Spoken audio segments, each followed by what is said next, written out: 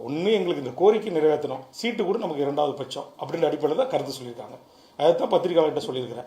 மாலை அமர்வில் நாங்கள் ஒருவேளை நாளைக்கு அதிமுக இந்த இப்படி ஒரு பத்திரிகை ஊடகத்தை பார்த்துட்டு இந்த 10 கோரிக்கை நமக்கு உடன்பாடான கோரிக்கை தானே, நாங்கள் நிறைவேற்றுறோம், எங்கள் கூட்டணிக்கு வருவதை குறித்து வேல்முருகன் பரிசீலனை செய்யணும் அப்படின்னு மாண்புமிகு எடப்பாடி கிட்ட ஒரு வேண்டுகோள் வந்துச்சுன்னா அதை எங்கள் கட்சியினுடைய தலைமை குழுவுக்கு சொல்லுவோம்.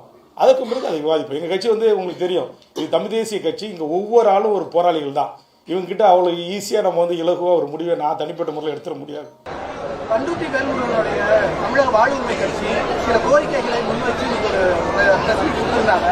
அது அதிமுக நிறைவேற்றினாலும் திமுக நிறைவேற்றலன்னு 2 நாள் காலக்கெடு கொடுத்திருக்காங்க. அதிமுக பரிசீலனை செய்யுமா? நான் எல்லாம் அந்த செய்தி பார்க்கல, அதனால அதுக்கு உண்டான பதில் என்னிடத்துல இல்லை. சார், நான் தான் சொல்லிட்டேன், எங்கள் இயக்கத்தை அணுகின்றவர்கள் எங்களுடைய தேசிய ஜனநாயக கூட்டணியில் என்ன கொள்கை இருக்கிறதை ஏற்றுக்கொள்ளக்கூடியவர்கள் வந்தால் நிச்சயமாக அவர்களுக்கு உரிய வாய்ப்பு கிடைப்பதற்கு நாங்கள் முயற்சி செய்வோம்.